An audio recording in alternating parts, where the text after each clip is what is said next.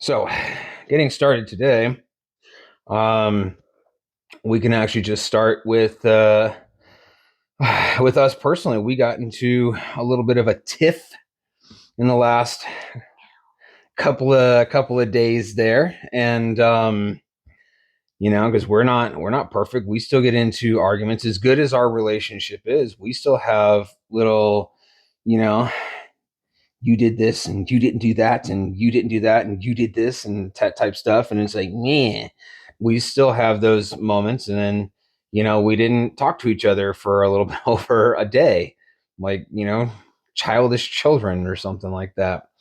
Um, I don't want to focus on the negativity, which is why. And the reason being is because when I read other people's stories, or when I see other people's videos talking about it, the the reason why that particular variable doesn't matter, it's interchangeable. The point is there's a conflict between a husband and a wife in a relationship, or a man and a woman in a relationship if they're not married yet. And it's really easy to get sucked into the negativity and that downward spiral of, we have some type of conflict between us, and we're not speaking to each other. We start getting in our own heads, and we start thinking negative thoughts about the relationship or about one another. Or, some people maybe think, that they did something wrong or something like that, because, they're, maybe in their past are used to an abusive type relationship of some sorts. And I want to focus more on how to get out of that. Because the why we got, it's not that the why we got into the argument is not important. It is, for us personally, and then for anybody else out there, it is important to them. But also, like I said, that variable is interchangeable amongst couples. It's how to get out of that so it doesn't spiral. Because what I see people allowing that to continue to spiral downward, and then they separate, and then they stop talking to each other for a day or two, because it's like, hey, well, I'm letting her cool off, or I'm letting him cool off, or, we need to think about it, or whatever. And then that day or two turns into, we didn't say much to each other for an entire week, turns into, we just turned it, 3 months later, 6 months later, it's like, we're just roommates sharing rent together, and we don't even like each other anymore. How many times I've seen that story unfold to where it's like 6, 9 months, a year. And it's like, yeah, I think I want to leave my husband, or I think I want to divorce my wife. We don't talk to each other anymore. I'm not really attracted to her, this and this and this. And, so I want to focus on getting out of that. So kind of a long setup, but Who? yeah, I know. Um, so if you have any opinions on how to stop that madness, that cycle, that crazy cycle, and get back to being the couple that once loved each other's company, and dreamed about each other, and it was excited to wake up for the next morning, and see those good morning texts, and get the text of, hey, how's it going in your day, and the phone calls. And how do couples go back, not back to, but how do they get to a place again where they're excited to see their person? You know what I mean? Well, I think it's, first off, for these things, but I think part of it is there's different levels of conflict. I know biblically it says, don't let the sun go down in your anger.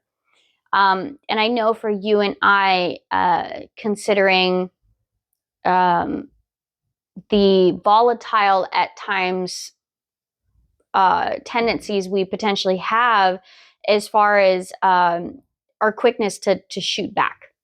For how many years that was our defense mechanism, is when we touched the other person's pressure plate, the first thing to do was to attack, as a defense mechanism. And so it also, it always depends, I guess, as I said, the levels. So you've got the eye roll level is kind of where, like, you're just on my nerves. Like, it could that could easily turn to something. For wives, for the wife side of it, you know, is it really that big of a deal? Is it something you can kind of just breathe through, ignore? You know, maybe he just said something and you're just like, ah, 1, 2, 3 kind of thing. Like, is it something that is really that big of a deal? Then you've got the next level of, you know, something that he said that potentially just f- emotionally wounds you to where you're feeling a little bit more raw, you're feeling mentally attacked, and then you still want to have this step back of what did he mean by that? Is he actually finding fault in you, that you recognize? Is his statements true and it just hurt? Because you and I have always, you know, had a big uh, attempt to be very honest with each other, sometimes a little bit, maybe another couple might find too honest, but that's just our personalities. So is he saying something like, how many times I've come to you and I'm like, hey, Brian, how do I look in this dress? And you're like, it kind of makes you look fat. And the average wife who potentially might be looking and just like, excuse me, he said what? And Yeah, it's like, but you know what? I know that if you say a dress looks good, it's hugging the right curves. I'm going to feel confident and I'm going to go out. If you're saying it makes me look fat, it's because I've already questioned and acknowledged that I don't look my best. And it could be the fact that it's not that it makes me look fat because I'm not a fat person, but it doesn't hug my right curves, and it accentuates the parts that I'm already self-conscious about because you well, know me that well. yeah, and that's the difference. I know you well enough. You and I know each other well enough to where it's not an insult. I'm not insulting you. You know, some people. I think one of the, and this is kind of going back. The 1990s television shows that you and I kind of both grew up on. I think those were some of the worst freaking shows for husbands and wives Mm-hmm. because they made every husband out to be a complete buffoon. Or an Couldn't ass. or well, I'd have to find shows that were Married with children. yeah, that's one show though. If you It, look at the average that show was intentional because that was part of the comedy. But and that is an example. But if you look at a lot of regular family sitcoms, the dads really did they weren't that bright, they weren't that intelligent, they couldn't function. The wife handled everything. It was kind of just like, let us women handle it for you because you men are complete fools type stuff. And the reason I say that is because I really do believe that that was a huge influence because I've watched with our kids growing up. I mean, the oldest is 15 and my oldest is 23. So watching the television shows and how they've evolved. I absolutely detest most shows for children and teenage, and I mean older kids, like say the 8, 9-ish all the way up to teenagers because number one, a lot of these shows, there's no adults in the shows whatsoever. And so the kids kind of rule. And the problem I have with that, and I know I'm kind of slightly getting off tangent, I'll pull it back around. But the problem I have with that is the kids are free to do whatever. And they get into trouble and they make mistakes. And then they have to figure out how to cover up that mistake because they're going to get in trouble by some adults, some rare adults that's in the TV show. Okay. And most of the time, these shows, and I can go off on a I got 5 shows in my head right now in the last 10 years that I could name, and I'm not going to. But all of these shows, the kids learned absolutely nothing. There was no lesson at the end of the show. So if we were to go back to, and dare I say Cosby's because of Bill Cosby, and I get that, but if you remove what we know about Bill Cosby today and you just watch the show for the characters, they were awesome parents. mm-hmm. And their kids, she was an amazing lawyer. He was a fantastic doctor. They were great parents. They had patience. They had intellect. They tried to raise their kids. And the interesting thing that I like about that show is their kids screwed everything up royally. then their kids were almost to a point losers in some respect. At some point in their life, you got one kid's like, I'm just going to go off and marry this divorcee with a daughter. And we only met 3 weeks ago. It's like, I'm sorry, what? And then you got the other daughter. It's like, I married a guy who's 15 years older than me and I'm only 20. It's like, I'm sorry, you did what? And then the other one's like, I dropped out of college and failed college because I'm a complete retard. And, so their kids weren't all that great. But my point being, is again, if you just look at the characters in writing and take the actual real people out of the story, meaning Bill Cosby and stuff like that, they were parents and they tried to show the real side of parenting, but they were equally yoked in their parenting. Yeah, the Bill Cosby character, the Bill character, he was a goofball sometimes, but the mom, what was Claire, she did not rule everything. There were a lot of times the Bill character, he was in charge. He was just a comic relief, is all it was. But if you look at that, you look at Full House, you had a single dad with some uncles raising, and the kids learned a lesson at the end of the show. And that's kind of my whole point with the Cosbys. The kids screwed everything up, but there was a lesson that they learned at the end of the show. You look at shows today, and kids don't learn a lesson at the end of the show. They just learn how to get away with it better the next show, is all it is. And the parents that they do have, or the adults that they do have in the show, are complete fucking retards. Mm-hmm. And they have no authority and no power, and they don't discipline the kids, and the kids rule the world. And it's like, I can't stand these shows, and I don't let my kids watch them. So I don't lie. I really do believe that was a heavy influence in the last 30 years for a lot of people's families. They have this perspective. You see it in social media now where, and it's not all, so I'm not saying women in general, I'm saying some women. Now, there are some guys that actually do fall into that character, into that trope of that character. And it's like, dude, don't you do anything? You just wake up, go to your job, you come home, your wife, runs the house, and you're worthless. You're just a paycheck. Those guys, but I don't associate with those guys. But there are a lot of, and the funny thing is, they're mostly divorcee women.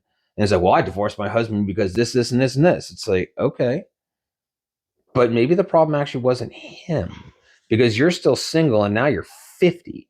And I don't know. It's like there's just the way that they speak and the way that they talk, for me, that there turns out to be red flags, because like, well, my husband X, Y, and Z, and I did everything, and I had to raise him. He was a man child, and that could be the case. Maybe he was just a giant man child, and when he's not the guy that you married. When you married, good intentions, but he turned into a lazy piece of crap slob or something like that. I don't know all these stories, but I'm just saying, a certain common denominator against 40 to 50-year-old divorcee women who have sworn off men and who are always pissed off about some guy or something like that. And all men are dogs, and all men are pigs, and all men are worthless, and all men are stupid. It's like, no, we're not.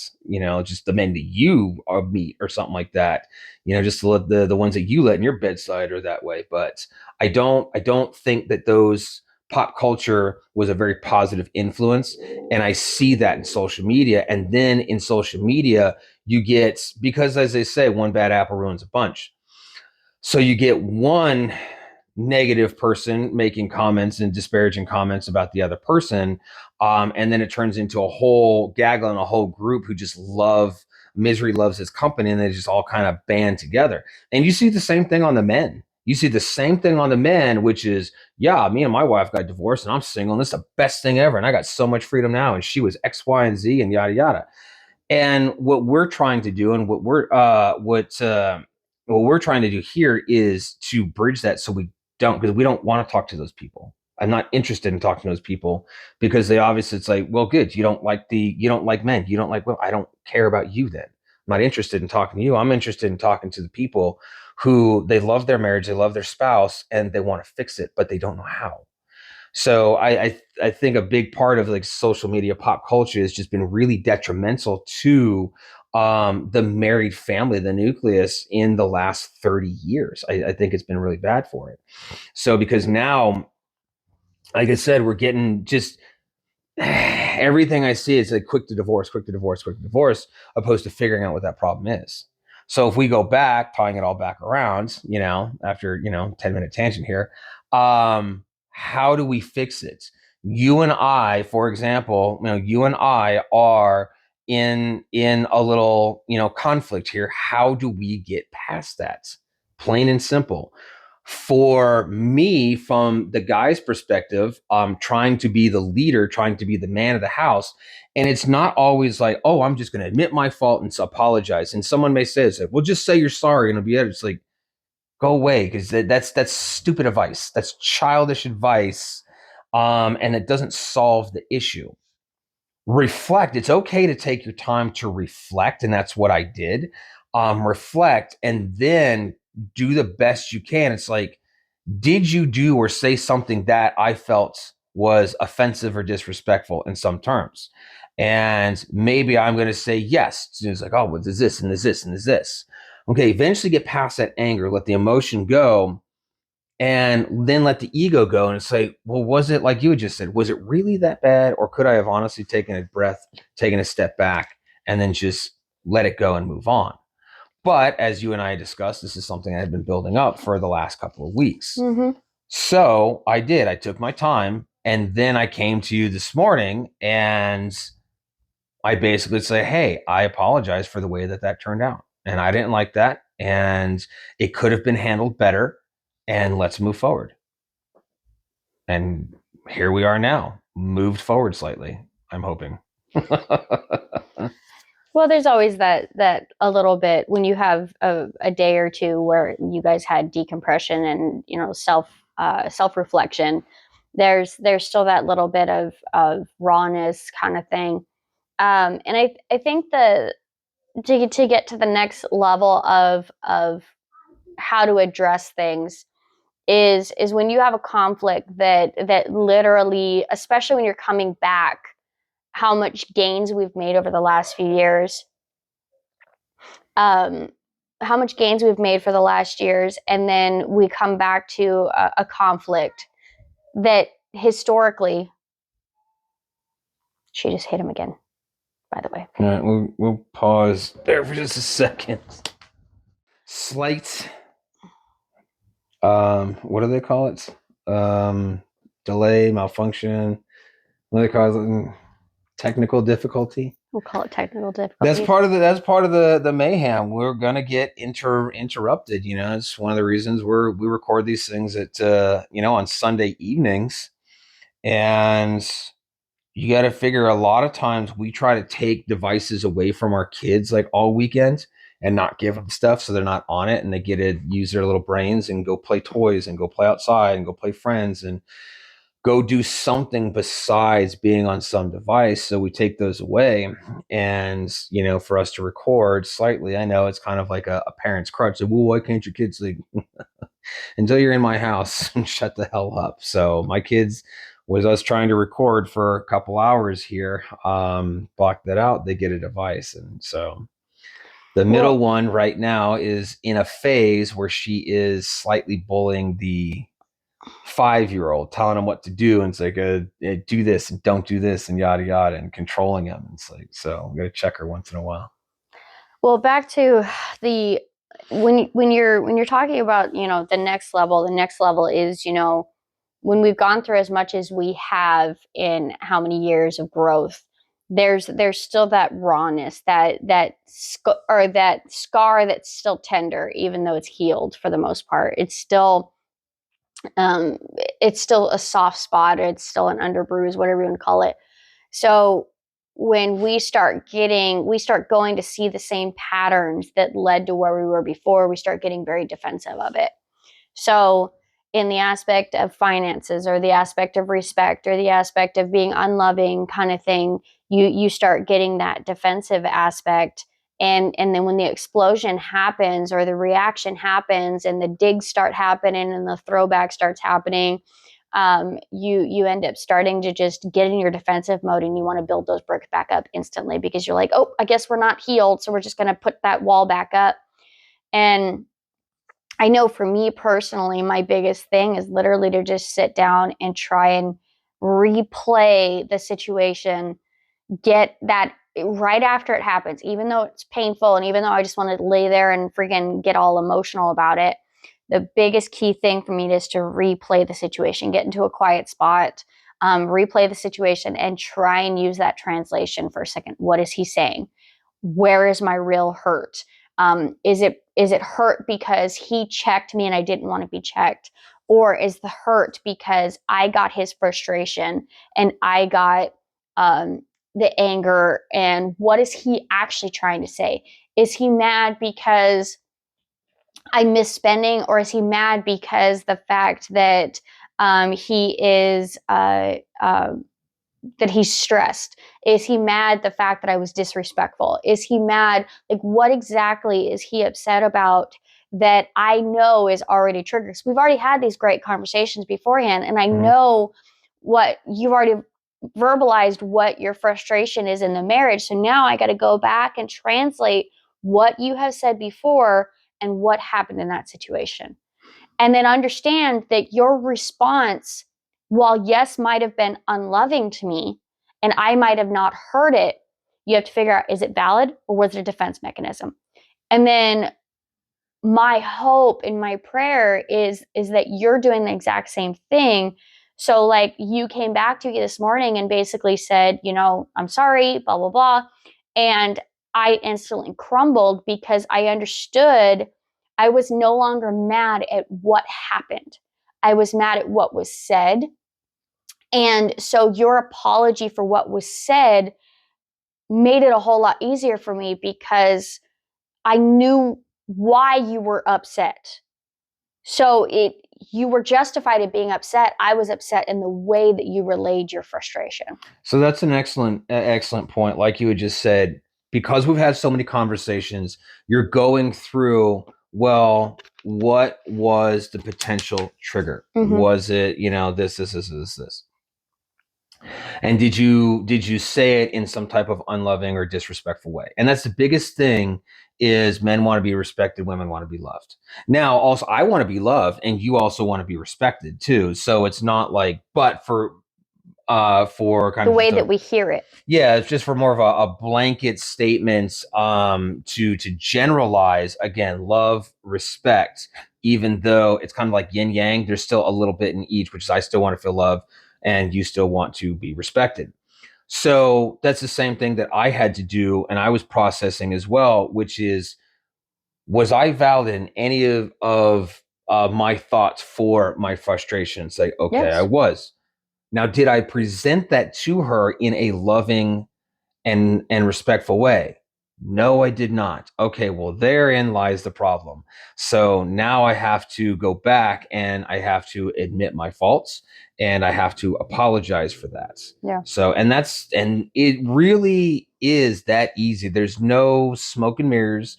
There's no trick. There's no wires or anything like that. It's for guys.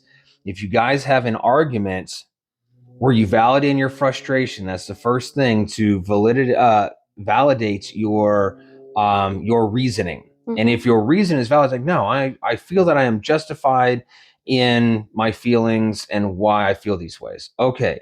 Did you present that information to your wife in a loving and respectful way? Well, if you did, then it's like, okay, well, then I don't necessarily know what the problem is. Well, now, so if I feel that, then I guess the next step would be for me to go to you and then to say, hey, we had a conflict the other day. We had an argument or disagreement the other day, and I've been racking my brain. I might be misinterpreting what had happened. Did I do or say something that was unloving and disrespectful to you? And then I need to shut up and listen and let you kind of, present your feelings to me, and it's vice versa. That's the biggest thing in the communication. And I don't think couples are doing that. Number one, they're not doing that. They're not interested. It almost seems like in having that adult, mature conversation. And I'm not saying that to insult people, but that's one of the reasons why their marriages are failing. It turns into a little tiff like what we had. And then, like I said, 6 months later, it's like, I'm watching OnlyFans, I guess. And, you're meeting some other guy at work or something, or the neighbor or something. I wouldn't say it's black and white in that aspect, but that seems to be the kind of the natural the natural evolution of how some of these relationships, a lot of these relationships are working, which is they just go try to find someone else and get out. I don't see it as much as the average person and what I've seen on social media, yeah, you have the people that are like, go find someone else, go find you, your man kind of thing, who's going to love you. But and I see that across the board on a lot of women. But what I'm seeing is, these married people that have been there 15, 20 years, and they just turn numb. Like, I don't see affairs on these long-term relationships because they've been in it that long. That's a lot of work. On the long But term, like 25 years plus. yeah, Yeah, I but do you see that. see, If it's under, say, and I'm ballparking it, like 5 years, I could see go find your mouth someone else. actually 15. Yeah, I would say 15 and under. A lot of people, because I'm seeing that cusp of between 5 and 10 years for the most of it, to where it's like, I'm out, I've got someone new, or I'm going to look for someone else. I think I married the wrong person. Like, you didn't marry the wrong person. It's, you just haven't worked on it since you guys got married. You thought the honeymoon phase was going to last forever, and you didn't realize that, once that honeymoon phase, it's a big drop off after that, and you got to really work to bring it back up to having fun and excitement again. yeah. I saw a clip online of a woman, and I purposely leave names out of some of these clips because it brings opinions into it. But there was a woman that basically said that she'd been married for, I think she'd been married like 20 something years to her husband. And she's like, oh, we are happily married. We absolutely love each other. But there were several years we did not. Mm-hmm. Because it turns into, when you've got two kids, and especially girls, and you've got two kids, and all of a sudden you get the husband and the wife, and they both have their favorites, and they both have that child that makes their heart sing, and or they both are horrible and you both hate them, but then you got to play parenthood, and then you start having the mom who is either the one who sees the silver lining and the kids are great, or you see the mom who deals with all of the crap and she's trying to get the husband to support her, and he thinks they're great or he thinks they're a piece of crap, and you just get this constant conflict. And then instead of the parents working together as a team and trying to stand their ground against these kids, you get the battle that persists. Yeah. And then it's not until the kids move out that either the parents have, okay, now we're going to buckle down and we're going to decide we're friends again, or fuck it, I'm out. Like, I'm out. Yeah, I've seen that. I've met a lot of people in my day that were like that, just different people I've worked with, and you get to know their story. There's some coworker you work next to or sit next to or whatever, if it's an office, or you're out in the field or something like that. And I remember one woman in particular. I don't remember her name. I want to say it might have been like Joan or Joanne, but I could be making that up. But I remember what she looked like, and it was an office job, and she sat next to me, and she was restarting her career at 59 years old. It was like an entry level position that she had gotten. She hadn't worked in almost 30 years, and she was married to her husband. And what ended up happening is one day he woke up, he packed like a suitcase of clothes, took his truck, and he just drove off. No rhyme, reason, did not say a word to her or nothing, just took off and left her. She had no income, just left the house. He walked out the house and all the bills and everything. He just walked out. And so she was left to deal with that, and she didn't have any clue what was going on, because this guy, she was the homemaker, had raised her two kids, and it was just the two of them. He still worked, and he handled all the finances and all the affairs and everything. So she had she didn't know how to be an adult. And I remember talking to this lady because she was trying to do something with bill pay or something like that on her phone. And she knew how to fiddle around on the internet on her phone, but she didn't know how to do anything on her phone. And so at work, like, there were several of us trying to help her out, like at lunchtime and on breaks, teach her how to do stuff. Like, this woman at 60 years old had no idea on how to live a life.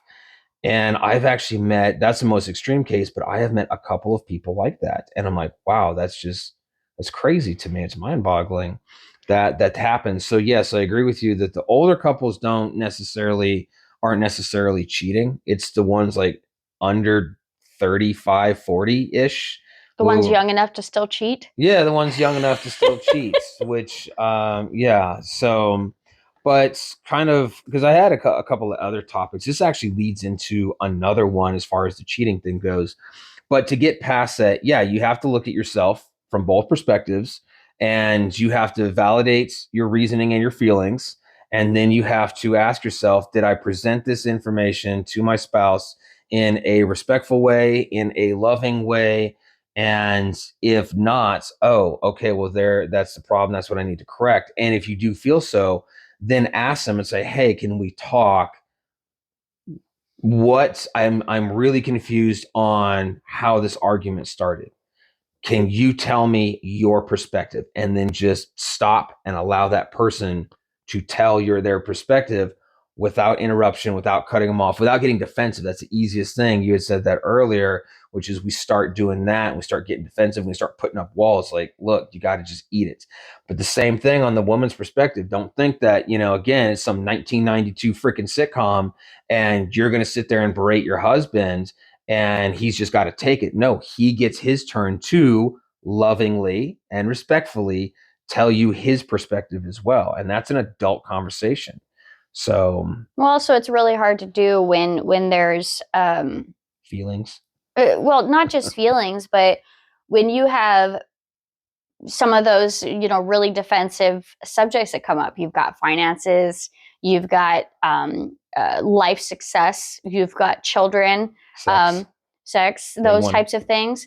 But one thing I would say that is really important is if you, and I could say from the wife perspective, if you as a husband come at something loving and attempt to be as gentle as possible, but say it might come off a little bit disrespectful because there's rage behind it, or there's frustration, or there's some type of ammunition, but you tried, and I could see you tried. Yeah, but how can I bring you a topic lovingly, but also have anger intent behind it? I've done it all the time to you, where I'm crying and I'm mad and I'm frustrated, but I'm trying to pick my words as much as possible. But are you really being loving, or are you just trying to simmer the tone down? Is there really that much of a difference? Maybe to a woman it's not. I don't quite understand. Maybe there's other guys out there like, I don't understand what the hell she's talking about either. Or there's guys out there like, oh, I know exactly what she's saying, bro. I'm like, well, then I guess I'm just in the dark. You have unloaded to me. And yes, I have. And I'm the one that makes the sex jokes. Yep. Anyways, you have unloaded your frustration and your rage at me before, and it didn't sound respectful. But you prefaced in the conversation that the rage is not directed at me. It is not intended to be at me. It's just, I'm your best friend, and you had no one else to turn to, so you came at me. So that's kind of what I was meaning by that. Okay. That it may not sound disrespectful, but it's not at me. It's you venting, and you have no one else to vent to. Yeah. Okay, I understand that. That makes more sense to me. But what I was getting at is if you point out, so back to the dress comment, if you point out to me that I've gained a little bit of weight because I'm sitting there eating McDonald's every single day, and I'm not taking care of myself, I know your focus is not because I'm getting fat. Your focus is the internal health. Your focus is, the skin, the aging, just making sure that, I'm worth being married to at 85, 90 years old. Not that you won't still love me, but part of it is also making sure that you make it to 85, 90 years old. Yeah. So in that particular, sorry to cut you off, in that particular respect, as far as the dress comments, I can say certain things a certain way because I know you well enough and I know what your goals and your desires are for your physical fitness and for your body image. So I'm not saying anything that's necessarily insulting. I'm reciprocating what you have already said. Yeah. So there are some people you may have to be a little bit more sensitive to. You just got to learn to talk to your spouse. That's going to work for them. So someone else, I may not be able to be as brutally honest. And it's not like I'm sitting here. It's like, oh man, you're this looks like this and this looks like crap. It's like, no, that's just you're being a bully now. And that's not what I'm doing.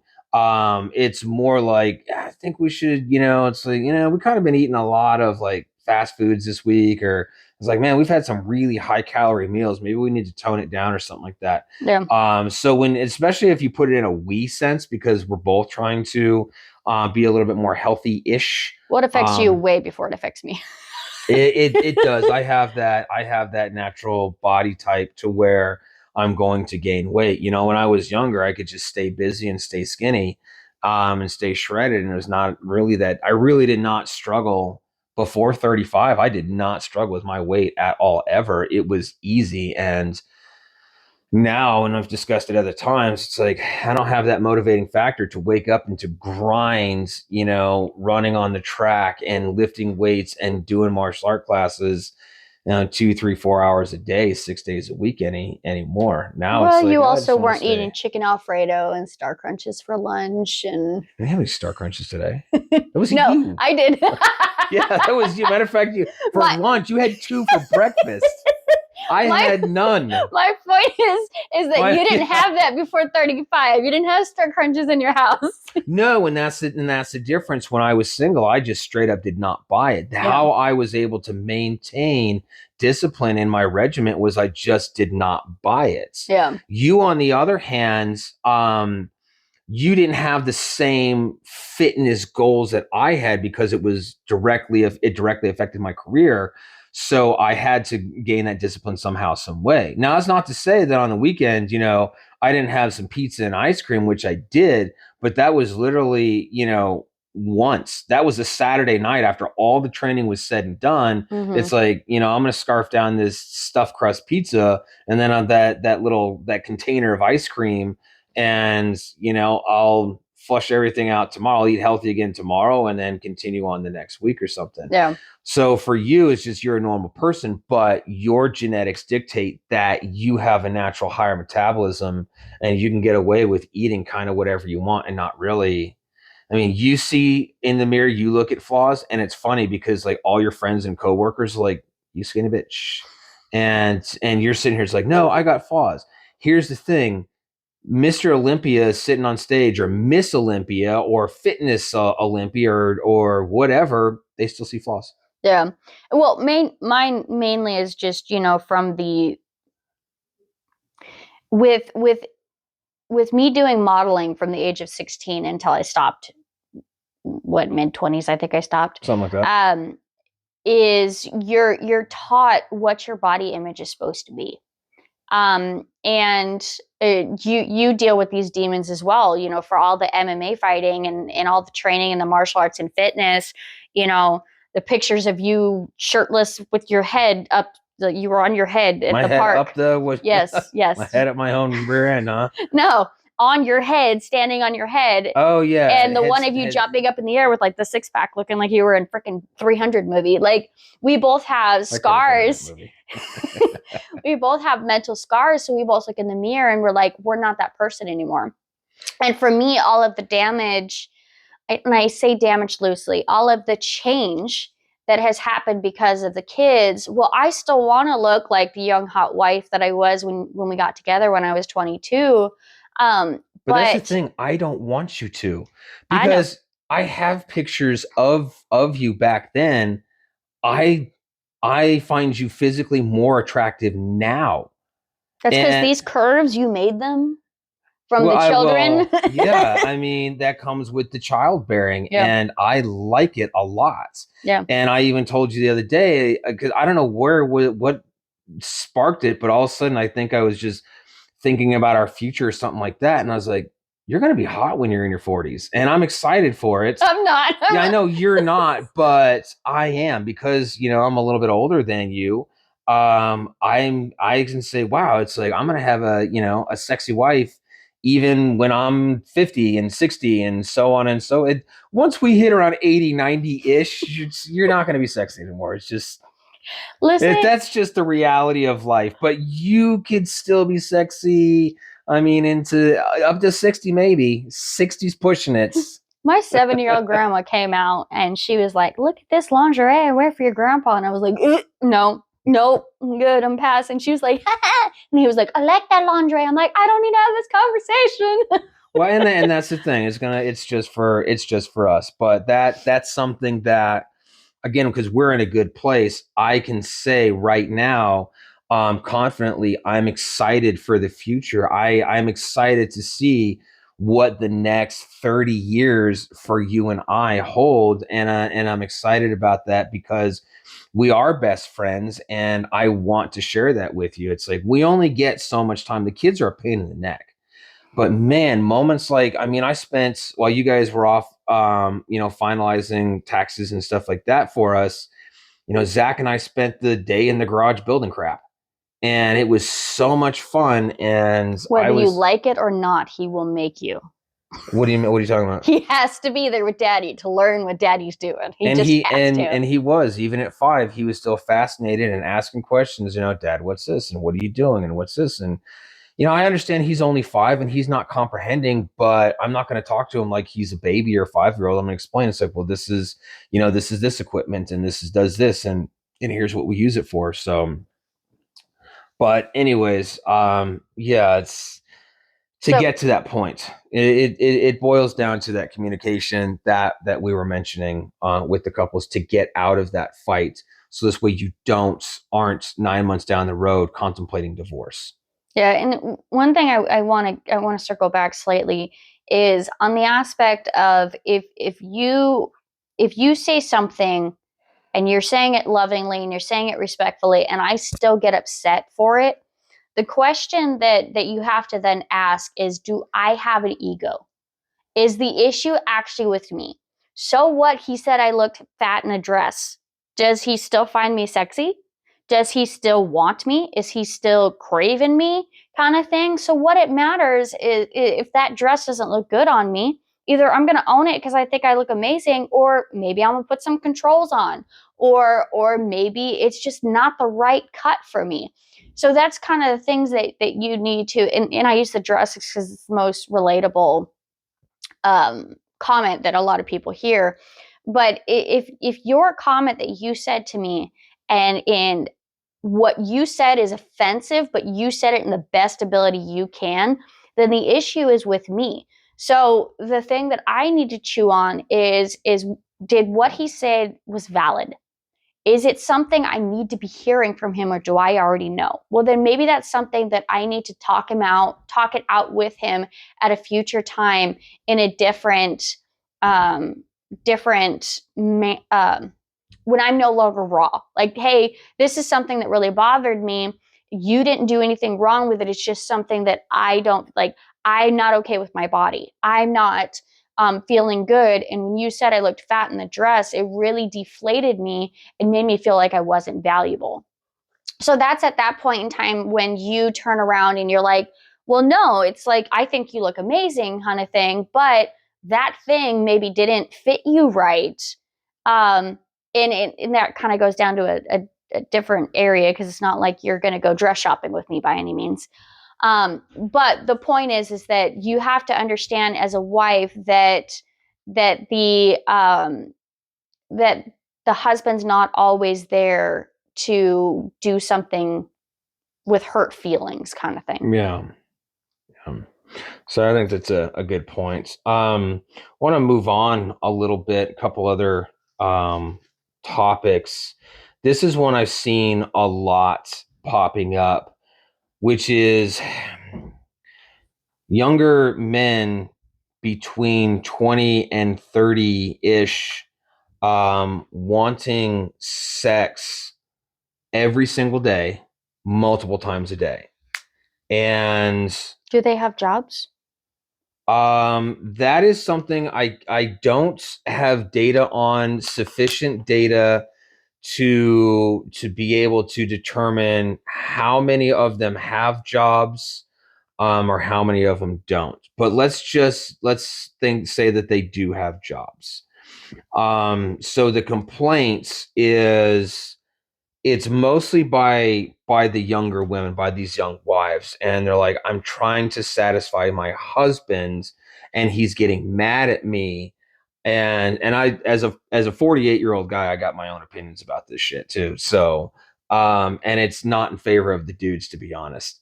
But the younger women are complaining because they're trying to satisfy their husbands, but number one, they're exhausted. And then number two, when they just need a break, their husbands are just going straight to anger, and they are ripping on their wives. So basically it's like, I give them sex twice a day, once or twice a day. We do it at least once a day. It's at least, 4 or 5 days a week.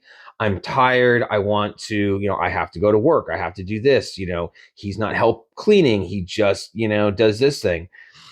He just wants, to have sex and go to work or something like that. And the women are like, I do have other things to do and I want to satisfy my husband, but it's turning negative because he's yelling at me and he's starting to tell me that I'm worthless and that, your body is my body and we're married now and stuff like that. I would say that there's some type of underlying issue, because we see this in our teenager, where they don't know how to communicate outside of that world. And I talk to her enough because I am very much invite your friends over, talk to your friends, because I want to know what the average teenager or the people in her circle, what they're about, kind of thing. And I think what I've seen in some of the psychological studies, all the counseling sessions I've done with her, additional education, some documentaries I've watched, that there is this underlining psychological basis when somebody is requiring sex that much. It's a coping mechanism.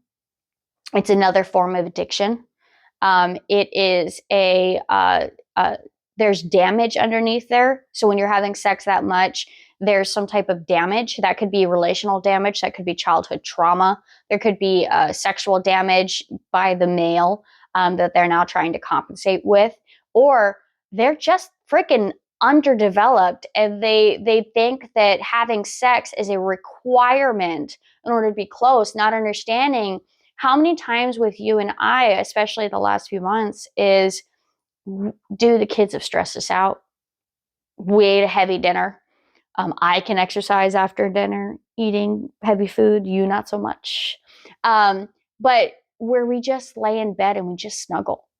Not the whole spooning thing aspect of it, but just that people talk about skin to skin with babies. They do not talk about skin to skin with partners. And there's a chemical connection that you have.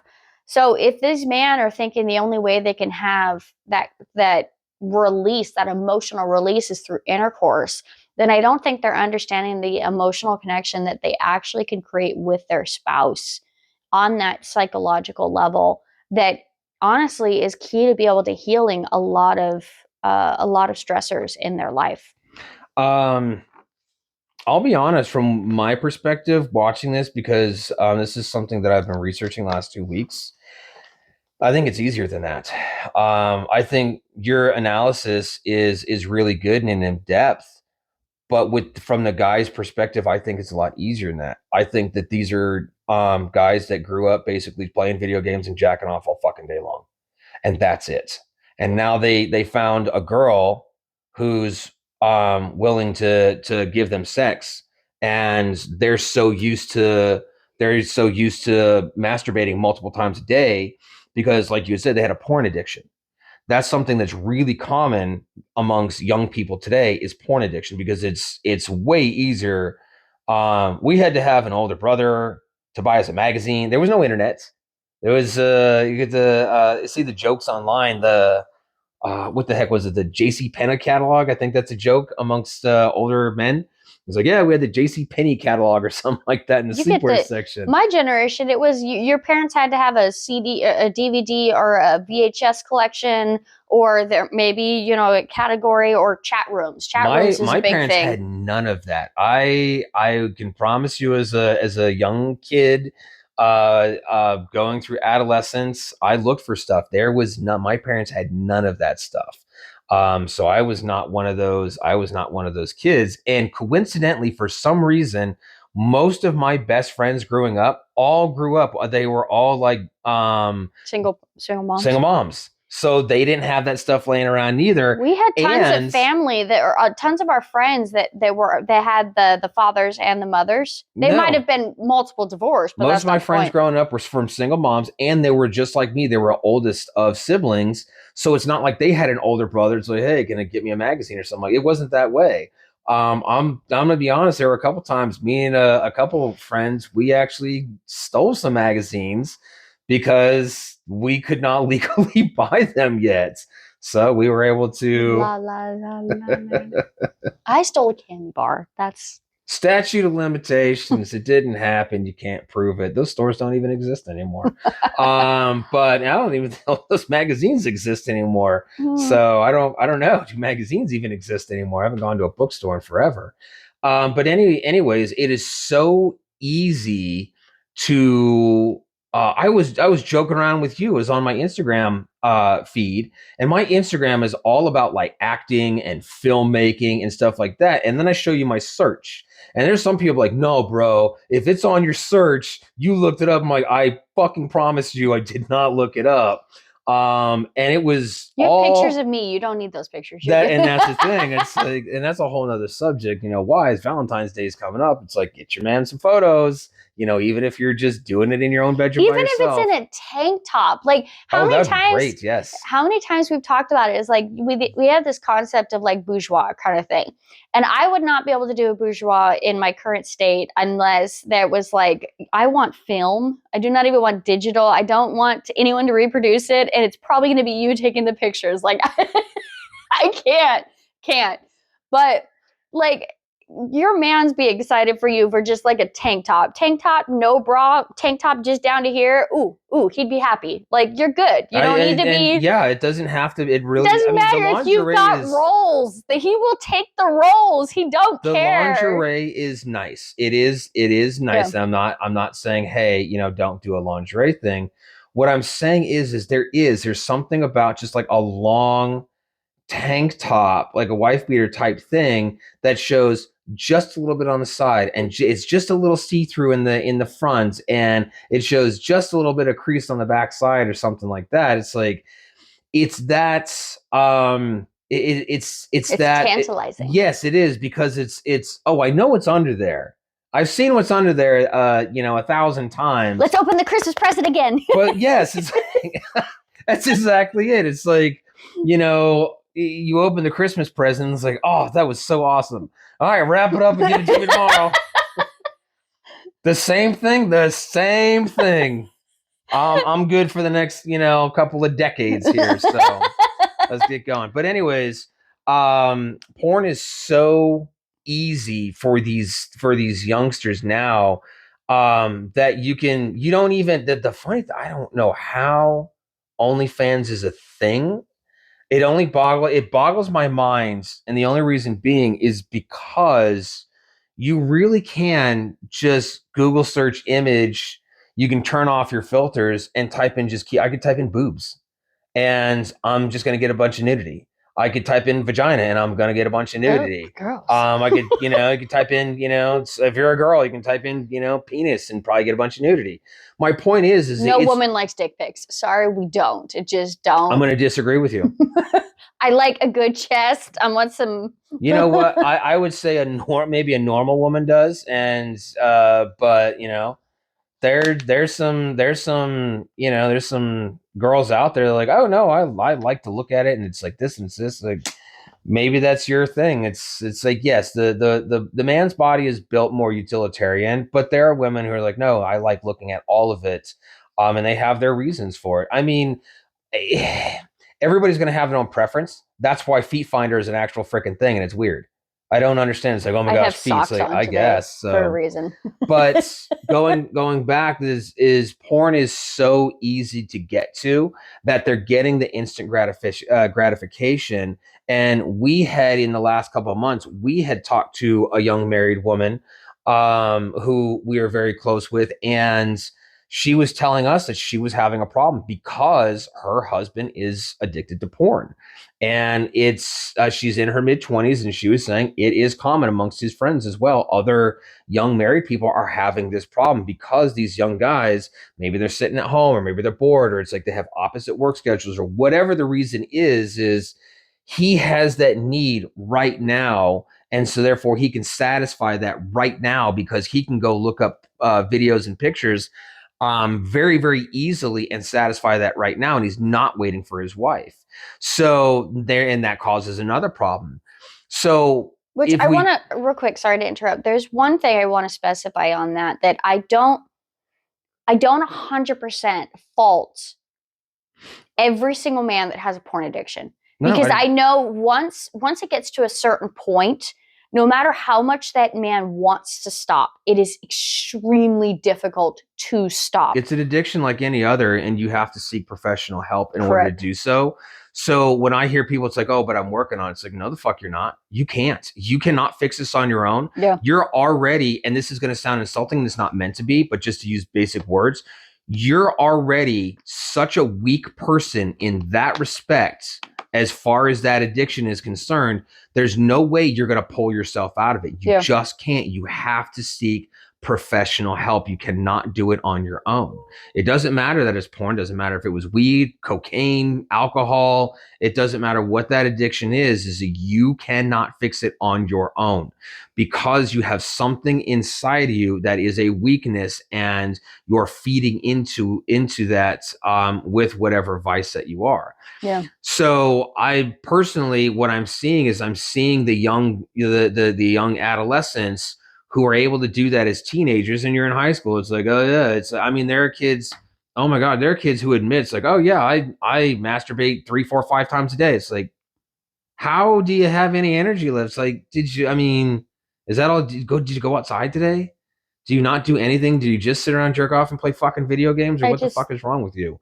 You know, but anyways, that's my judgment, and someone might think it's like, well, that's pretty judgmental. It's like, it is, but I'm also coming from it from a grown adult who's actually, you know, done stuff and been places. Shit, and even when has I've had experience and knowledge. I've had a week off of work, and we still don't have sex that much. And it's not because we don't want to, it's because we got other stuff to do.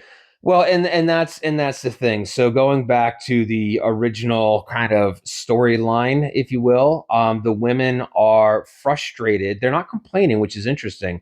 It's not a complaint. They're frustrated because the young women are trying to figure out, how do I satisfy my husband because he wants sex 7 days a week, and he's starting to want it 2 times a day, but we have jobs and we have things to do, and I don't have time, and I'm tired, and I don't want to turn him down because it makes him mad. It's like, your husband's a selfish prick, bottom line. He's an immature, stupid, selfish prick. If there's nothing wrong with if you guys have the libido, like if you and I, for an example, if we had the libido to go 7 days in a row, that's awesome for us. But also, that's something that you and I have to communicate, which is, oh yeah, hey, you want to? It's like, yeah, I want to. It's like, oh, I can't wait for tonight. It's like, ooh, what do you got planned for tonight? If you're both excited about it, then that's a good thing. If you feel that you are doing it to as a requirement for your spouse, or you are requiring it from your spouse, then it's not mutual, and that's not marriage. That is what is considered marital rape. And which is a whole nother topic, which is, there have been a few women in some of these stories that have even said, because they have denied their husband, it's like, look, we had it 6 days in a row, and I'm just tired, and I said no one time, and I woke up in the middle of the night and he was having sex with me. It's like, that's marital rape. And rape is rape is rape is rape. It is all rape. But the reason marital rape is important to title is because there are women who don't think that it's rape. It's like, no, your husband raped you. And it's still a crime. You did not give consent. You told him no earlier, and he does not have the right, just because you're his wife, to just start going at it because he felt the need in the middle of the night. He can take his fucking ass into the bathroom and go service some damn self. And if it becomes a problem, you need to leave his dumb ass because he's a fucking rapist. And I know I'm getting very aggressive with this is because I taught martial arts in my studios. I've been doing it for 27 years. I taught for 25, 20 of it in my own studio. The amounts of stories and the women, not dudes, women who have come to me in privates and who were taking lessons because they had been raped, because they had been abused. It's just, and I got 2 daughters. So I am very, very passionate about this particular subject. I don't like most of these fucking young men these days. I really don't. Under 30 years old, I don't fucking like these guys. And I know it's a blanket statement because they're not all bad guys. I get that. But from someone from my perspective and someone who has 2 little girls and someone who teaches the martial arts and someone who has heard more stories than the average person, and some of these stories I'm not going to detail because they're pretty graphic, there's a lot of bad dudes out there. And I'm seeing it get worse with this younger generation because they lack morals and they lack values and they just want to do whatever they want to do and they don't want consequences and they don't fucking care because they don't have value for human life. And I don't see, and our own daughter has dated some of these fucking pieces of shit. I don't like them. There's 2 boys in particular, if they weren't underage, they might be under the ground because I don't like them because they're bad people.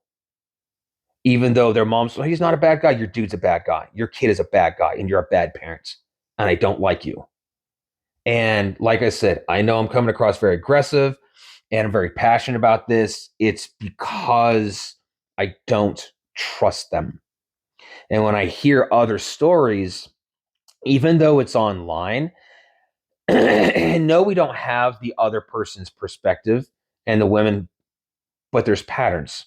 And when you start seeing patterns in all of these stories, it's like, no, this woman's actually having a real problem.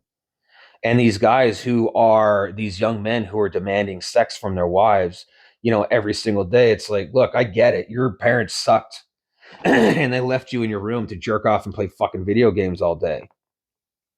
But you got to deal with your shit, man. That's not a husband. That's not a man. What type of father is this? We one of these things makes a baby. What type of dad is that going to be? Especially if he has a son first. Now you got this retarded, immature jerk off, and now he's got a son. What's that son going to turn out to be? The son's going to turn out to be an abuser and a rapist too, and that's what we don't need in our societies. So I'm seeing that problem in our young couples these days.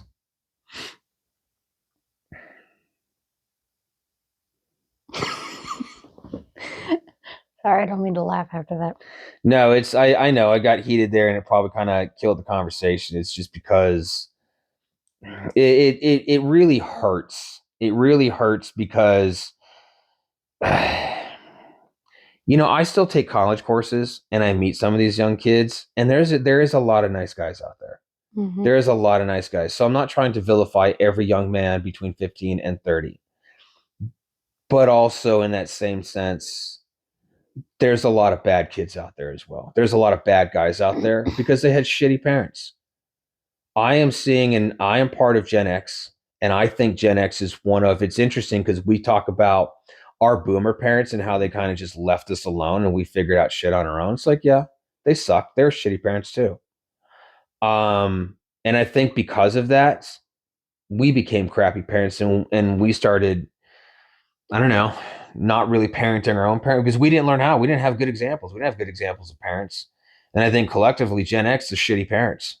And I see millennials, I think they're fucking worse. I look at millennials are just some of the weakest freaking parents I've ever seen. I can't stand. That's one of the reasons I got out of teaching martial arts because we started getting mostly the tail end of millennial generation. And what was the one after that? The alphas? What was the one after the millennials? Gen Zs. No, the Gen Z is the current ones, I think. No, the other alphas. Actually, there's a Gen B that's coming in the betas. Fuck them too. Stupid alphabets. But anyways, slightly be devil's advocate for you. Okay. I don't think it's Gen Xers and millennials being parents and them softs and blah blah blah. I think one of the problem is you had a generational shift that started in the tail end of the boomer generation, where with the women's rights movements, where the women started going back to work. There was a decrease in women staying home or a parent staying home and being able to handle the parenting that is honestly involved. To be a hands-on parent, you need to have somebody home, or at least a good amount of time home with the kids.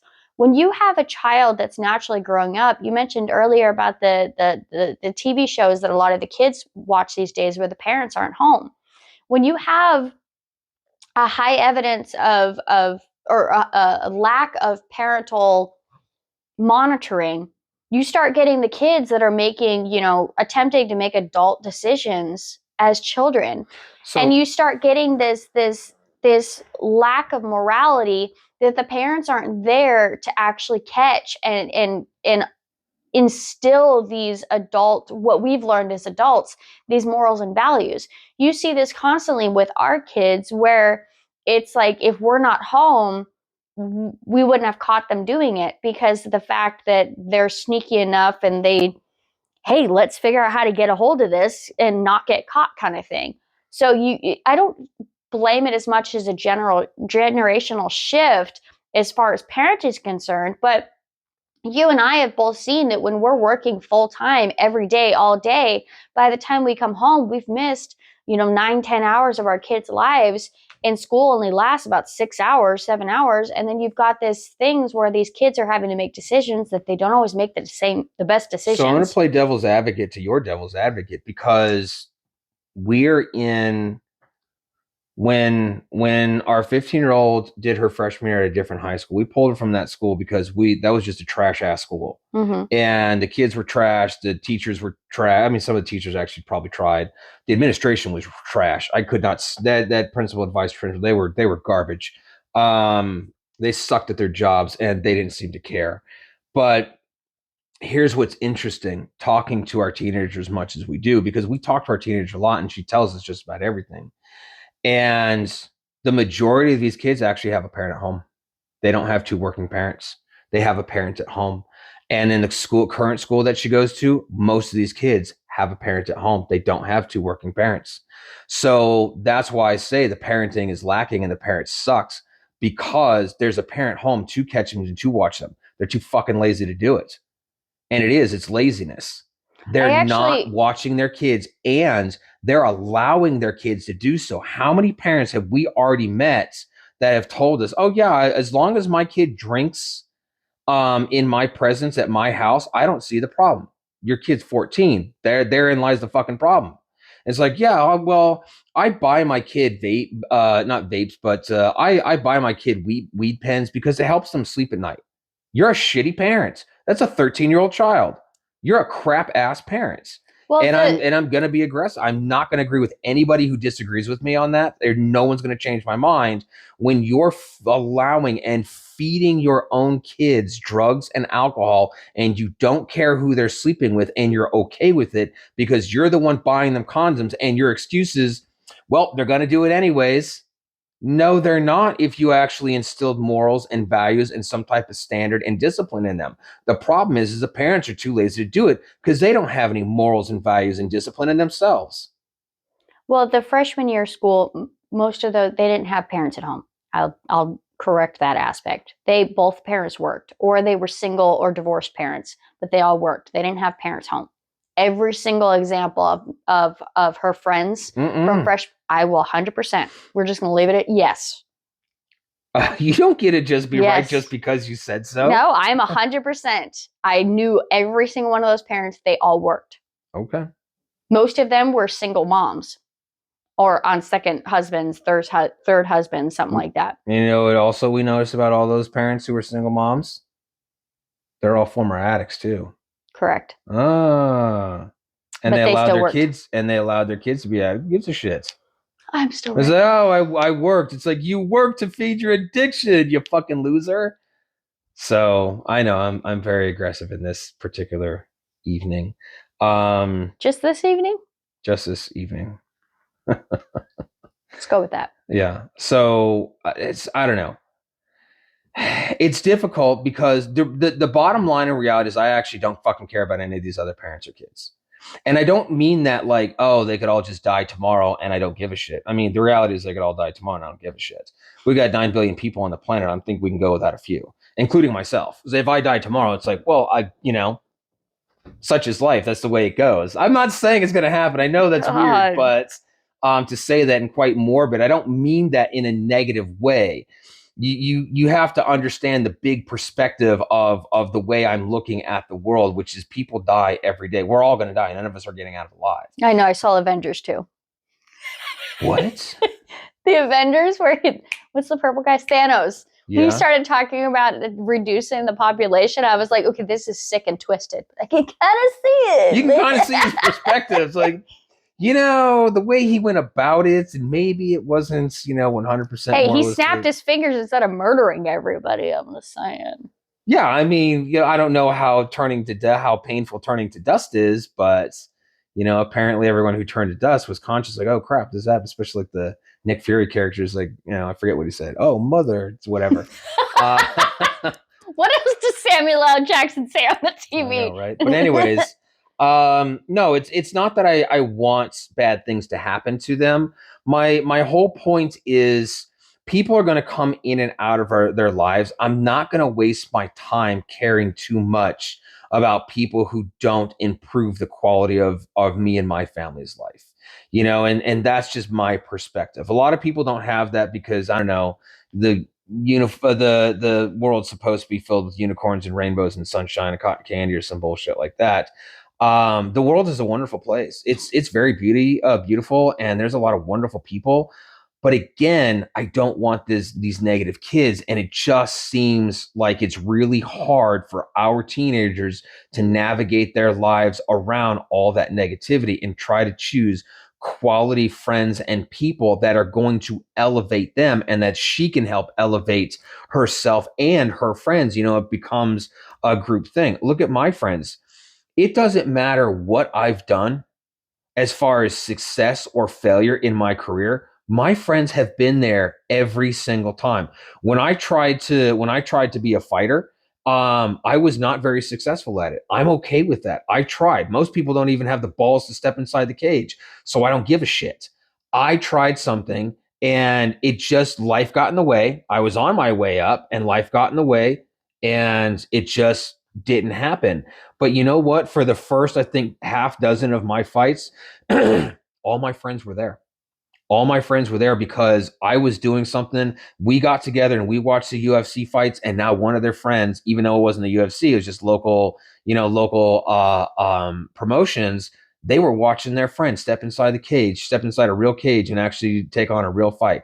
And they loved it, and they supported me, and they never ever gave me shit, win, lose, or draw. Never. They thought it was cool. When I want to start a business, they're excited for me. Moving into, other aspects of trying to now make it into like screenwriting and filmmaking and acting. And that's kind of a whole big thing taken on. They're excited for it. If I got a small role in like a local film or something like that, and I showed it to them, they'd be excited. Be like, oh my gosh, you're acting in a movie. It's like, yep, because that's who the friends I got. That's what I want for our kids as well. So some of these crap ass kids and parents, I don't fucking like any of them, and I don't want them in my kid's life because I know they're a waste of time. And I know that sounds really mean and harsh, and I'm supposed to be, more of a hippie, I guess. It's like, but every kid stands a chance. Like, no, they fucking don't. No, they don't. And the reason that they don't is because they have crap parents. And I can't save the world. But what I can do is I can have my kids surround herself with other kids who want to try to achieve something. And then I can try to mentor my kid the best as possible.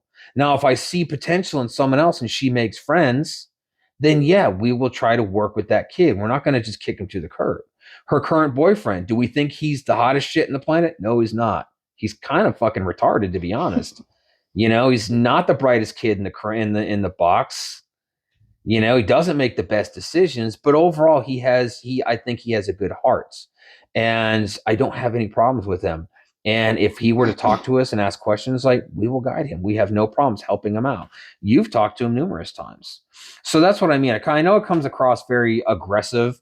And I'm not trying to be mean or nasty or negative or anything like that. It's just, and a lot of parents want it. They want the best for their kids. Like, well, don't let your kids hang around like figure out what your kids are doing in their lives. It's like our kids have smoked weed. Well, not kids, but I mean, your kid. No. The teenager, she has smoked weed. She has smoked vapes. She has gotten drunk beyond belief. She's gotten into our alcohol. We have to hide stuff. We don't even drink. And, we just have it for parties for our friends and stuff. And she's gotten into, we got to lock it up because she'll drink a fifth. So, and then We go can to just sleep. delete all of that. No, it's honest. It's real. Because It's personal, and I'd rather not. It's not that personal because other parents are having these same issues with their kids. And I'm not trying to crap on our teenager because she's an awesome kid and we love her and we're trying to work with her. And these are all things that she's done in the past. And the sentiment that I've seen with the parents who make excuses or the people who make excuses for these kids that do this or for these parents that allow their kids, like, well, we did it as well. It's like, I didn't drink a single fucking drop when I was in high school. I never did. I didn't smoke any weed. I didn't smoke a cigarette, nothing like that. Yes, because I married an angel child. Nope, not an angel. I just was not into that. I was focused. I was really into fitness and weightlifting, and I got into bodybuilding. And towards the tail end of high school, I started really focusing on my grades and trying to do better. And then towards the end of high school, I had already enlisted into the military and was just waiting for graduation and ship out date. I had focus. I had goals. A lot of the other kids who were going to the parties on the weekend, which number one, I was never invited. I was never invited. I still didn't do much. I didn't have focus or goals. You and I are not that rare as far as there are a lot of people. It's like, yeah, I didn't do anything in high school neither. It's like this sentiment's like, oh, we all did. It's like, no, you and your friends did it. Well, I worked in high school and I was in choir and I was the goody two shoes and want to hang out with my daddy. So I didn't have much friends, but I had a boyfriend and I went to work and I hung out with my daddy. So out of my closest friends, out of my three closest friends, out of my three closest friends, two of them in high school, they didn't do anything neither. They weren't drinking, they weren't smoking, they weren't doing stuff. They were focused. They were training at the studio because I'm a couple years older than them. And so when they were still in high school, I was in my early 20s. I think I'm 4 years older than those two. But the one guy who I graduated with, whose brother's with one of the other guys, no, he had a job. He was drinking, smoking weed. He was doing other stuff. So we were friends in high school, but besides playing basketball, I didn't hang out with him at all because I knew that him and his other two friends, all they wanted to do was get drunk and smoke weed and just basically their goal was like, oh, how we get fucked up this weekend. It's like, I'm going to do other shit. And that's fine. Now, as we're adults and we grew up, eventually he grew out of it. Now, one of his friends continued to go on and had to go to rehab several times and eventually moved to Colorado. And we don't know what happened to that guy. And we don't honestly care. But it's not everyone. That's the thing. Not everyone. If you're into that stuff, not everyone is doing it. Our daughter, she even tells us because she's really worked on getting away from that. She got caught up in that type of lifestyle for a little bit and she's gone away from it. And she's even said, no, not everyone does it. It's just the people I was hanging out with. And it's like, oh, how big is that group really? It's like, really, it's not that big. It's like, that's what we thought. When you look at it from that perspective, like, oh, everyone does it. It's like, no, everyone in your world does it. And your world is not that big. So, these people who are making excuses for the parents, like, oh, we all did it. No, we didn't. No, we didn't. I know a lot of people, most of the people I have ever been friends with were not that. They were all high speed, hard charges. They all had focus. They had a reason to wake up the next day, and getting screwed up and drunk and shit faced the day before was not part of that plan. So I hung out in some of those circles, but I never did any of those things. No. I don't think I got drunk until I was 19, but from the age about 13, 14, I did have occasional wine coolers with my mom. The first time I ever got drunk was 26. My mom would give me a little sip of her drink and that was about it. Yeah. But I wasn't allowed to have, full on wine coolers by myself at 13, 14 years old. I wasn't allowed to be getting drunk. But alcohol was not a taboo in my house. No, and I wasn't around anything else. And I've heard that. So my first wife, she had talked about when she was kind of in high school, Friday night was beer and popcorn. And her parents gave her like a little I know the taste just doesn't work for me either. She got a little shot glass of beer, and that's all it was. So when she grew up as an adult, she never touched the stuff, and eventually she says, after a while, the beer just doesn't taste good with the popcorn, and she says she just stopped, and she ended up becoming valedictorian of her class, and ended up, going on to college and getting her PhD in molecular biosciences and all that other type of crap. And she doesn't drink to get drunk, and she's quite successful. And so there are those parents that do that. I'm not talking about those parents that, like you said, your mom is. I don't care about that. I'm talking about the ones who allow their kids to get trashed, but the excuse is, well, it happened at my house, so I can still keep tabs on them. I'm sorry, but in my opinion, that's a terrible parent. I don't see a reason for it. I It's like, wouldn't oh, say a my kid has terrible parent. anxiety or my kid has this. Like, you're just making excuses for your kid and yourself is all you're doing because you're a lazy shit parent. I wouldn't say they're a terrible parent, but I would say it's a terrible choice. Why would you say they're not a terrible parent? I mean, yes, I'm pretty black and white and aggressive on this. Why do you say they're not a terrible parent for allowing their kid to get trashed? 15-year-old kid we're talking about is allowed to get trashed. Owns a weed pen, and parents like, I don't care. Because what if they are on student council? What if they are have straight A's? Maybe they have a full-time job. I wouldn't say that it's a good choice. I wouldn't say I would support it, but I'm saying if they have 9 out of 10 stars that they're doing good, and one of them is because they allow their kid to get drunk on the weekend, that doesn't make them a bad parent. It makes it a bad choice. It gives them an open door for repercussions in the future of why is that person, are you allowing that kid to get drunk because you know they're going to do it with it regardless, or are they getting drunk because it just happened to be, it's a family thing and there's a family value involved in there, like it's a not value but a family thing that you guys are doing together, say the beer and the popcorn, I or don't think is that's it the same as, hey, we all, get hammered on the weekends. Dad breaks out the Jack Daniels and starts passing the bottle to the my children. point is if that child has an addiction and you are trying to use if you're trying to say, hey, as long as they do that addiction at home under supervision, it's okay. No, that's still an addiction. But But why does a kid have the addiction if the parent's allowing it, and if the 15-year-old has an addiction to, say, just alcohol, and the parent is allowing it at home, the parent's a bad parent because they're feeding the addiction. They're not helping the kid by allowing them to get trashed. It's like, oh, but at least it's on my watch so I can keep tabs on them. And then my other question is, how did the kid get addicted to begin with? Where did that stem from? You don't just all of a sudden wake up and it's like, I'm addicted to rum and coke. That doesn't happen unless the kid is already dipping into the parents' bottles and then get caught. And then the parents like, whatever. well, what my more example is, let's say they were already doing it, they were already spiraling, and the parents are like, well, if you're going to do it, you need to be doing it at home, kind of thing, because we've, no matter what we've done to try and take this alcohol away, you keep still finding it, so I might as well allow it at home. Just the put your hands up in the air, I don't fucking know what else to do, kind of thing. The Okay. lost parent, the I've given up parent, and you and I have gotten to the The point lost of that. parent is a bad parent.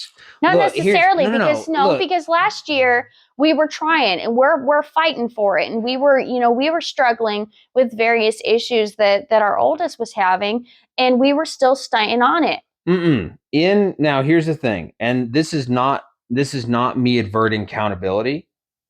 She had those problems not because of us. You and I don't drink and get drunk. We don't even, honestly, we don't even drink. I think, what, last year you had two wine coolers the entire year. I quit. I used to drink beer just because I like the different tastes. Like, I get like the microbreweries, and because I go to the one place and I get different flavors to test them out, but I wasn't getting drunk on the weekends is the thing. And I stopped doing. I just got bored with it, and that's been almost 2 years now. I haven't had a beer since then. I don't touch hard liquor. I haven't touched hard liquor in years. But no, she wasn't getting that from us. She No, she was was getting it from her friends she was getting it from her friends. and Where from our liquor cabinets. No. The question you're answering is where did she get the liquor? That's not the question I'm answering. Is where did she get the addiction? The addiction did not come from our family and our household. That's my whole point. You feel me? Destruction of yourself is way easier than creation. It is way easier just to, smoke it away, drink it away, pop some pills away than it is to fight those demons and to try to figure out how do I make myself better each day. It's like, okay, I need to drink water. I need to get outside. I need to exercise. I need to meditate. I need to listen to positive music or something I need to do something that improves my life, read a book or take a walk or so that's not the same as the parents that, again, with the kids that she was surrounding herself with, all the problems that we had with all the kids that she was surrounding herself with last summer. Those parents are bad parents. It wasn't just they were making bad decisions. There's nothing wrong with saying, hey, you're doing a bad job parenting. That's not to say that they're an evil person that should be thrown in an incinerator or something like that, and they should just have their kids taken away. I'm not saying that. But it is okay to say, you're doing a bad job. If one of your employees is screwing up everything always, are you going to call them into your office and are you going to be like, well, you're making bad choices and it's affecting your work? Or are you saying it's like, you're kind of doing a bad job right now, and what we need out of you is to do X, Y, and Z, and that'll make things better? So yeah, I don't have a problem calling them bad parents. I'm not saying they're worthless piece of crap as a human being. I'm saying they're doing a bad job. They're failing at what they're doing. And they're failing because they either don't know what to do. Like you said, they're lost. Maybe they are lost. Maybe that their wits ends and they're like, I'm a single parent and I'm trying to figure this out. So it's just easier to do this. Like you can't do that. You're going to screw your kids up. Do you have an addictive background? Yeah, you were a heroin addict yourself. You think is going to turn out good for your kid? No, because eventually that high is going to not be good enough. I remember having a conversation with someone in particular and um, talking about the progression of how much weed they smoked and why. And it's like, yeah, it's smart. It starts off with, a joint or something like that. And this is obviously when they started joints before vapes. And then it's like, you get that first high and it's so good and you love it and it's fun and it's exciting. And then you try to recreate that every single time. But eventually you get numb to it and numb to it. So, you're doing more and more and more. So then it turns into entire bowls in a zong or something like that. And you're hitting that hard. And then it's, a 6-pack turns into a 12-pack, turns into, you spent the whole weekend on your couch drinking a 32-pack or something like that. And it just gets more and more and more. And then you get those unfortunate souls that are like, the beer's not cutting it, the weed's not cutting it, and they start getting into other stuff. Maybe they start getting into fentanyl. Fentanyl is so easy to get these days. It's ridiculous. It's not even about cocaine and heroin and stuff like that. It's fentanyl. And then they get hooked on that. One of my best friends, his sister-in-law was a fentanyl addict, and she was living with him as she was detoxing, or I'm sorry, after rehab, after she had detoxed, and she had described to him the why it's so easy to get hooked on the fentanyl is because you're just in this utopia, this euphoric mindset of all the best that you've ever had, and when you come out of it, it just feels like you're going through the 7 circles of hell, and so you hit the fentanyl again just to stay on that high, and then you just get lost in it, kind of like the movie Inception, where you just stay in the dream state forever. So that's why I don't see when you hear and you see and you meet people who have progressed negatively and you see the effects. I had that one student die. I had that one young kid, that 19-year-old die because he stopped taking his meds and he started hallucinating. And then it started turning and getting worse and worse and worse for him to where he ended up on the street.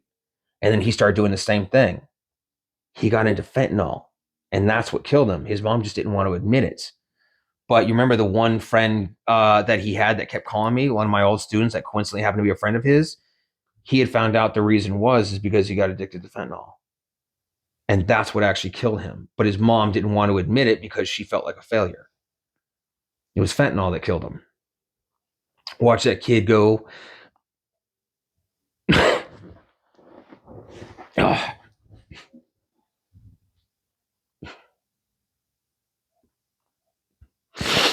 It's one of the reasons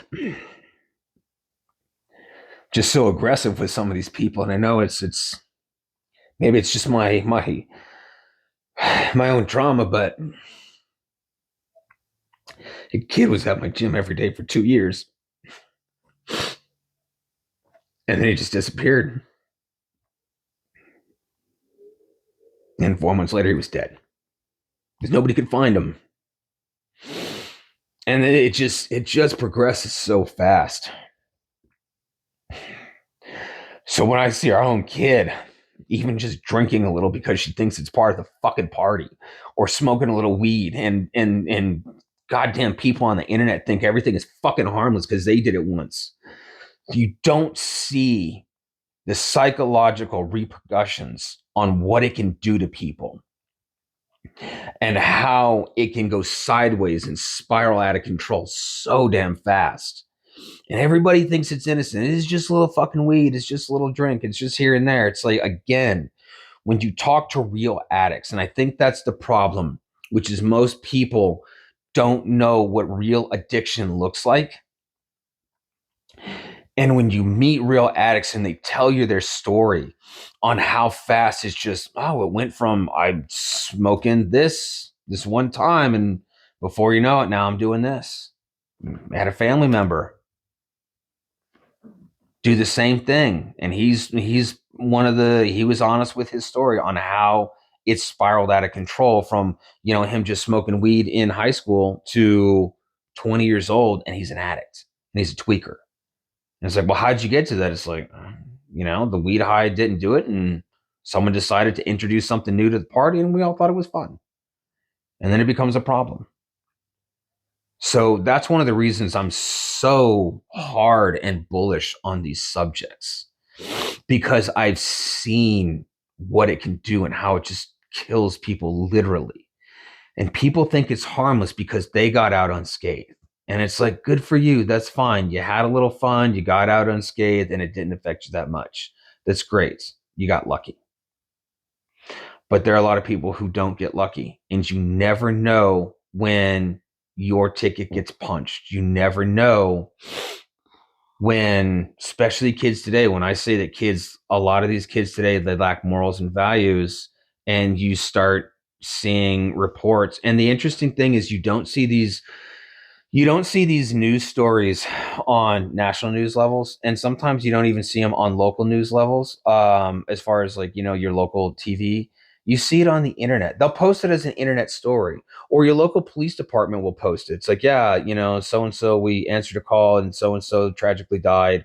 And then they do an investigation. They follow up again, like a Facebook. Our own city, they'll follow up. It's like, well, what ended up happening is we now have an arrest in the story because their friends laced their joints with fentanyl and it killed them. They were goofing off, and their so and so gave them some candy and it killed them. And this stuff does happen. It's not urban legend. It's not a 1 in 10 million story. Like, oh, that's so rare. It's like, it's not.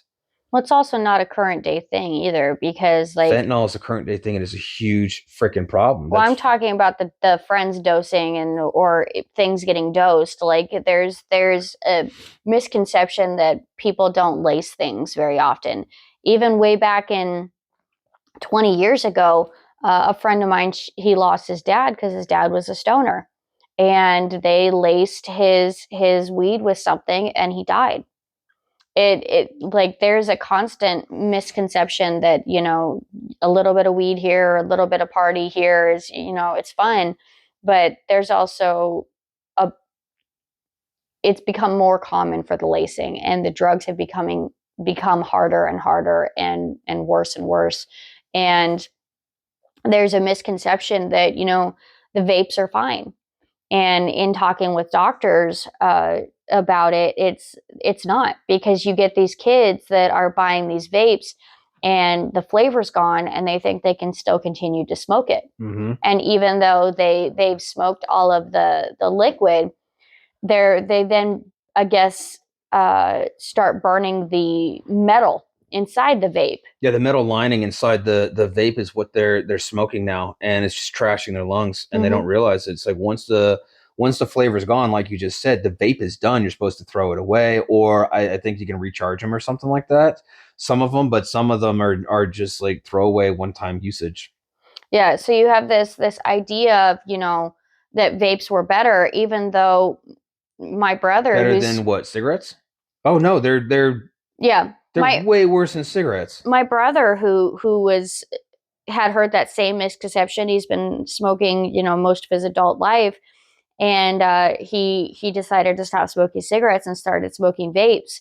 And he's like, I had to get off of vapes because they were trashing my lungs. Mm-hmm. And he's like, I smoked half as much on a vape, and he goes, my lungs hurt worse than they ever did before. Well, I remember at family get-togethers because he used to vape and he seemed to cough a lot more and choke a lot more when he was doing the vapes. I think he's actually cut out all of that altogether, hasn't he? Like he doesn't smoke cigarettes or vapes anymore.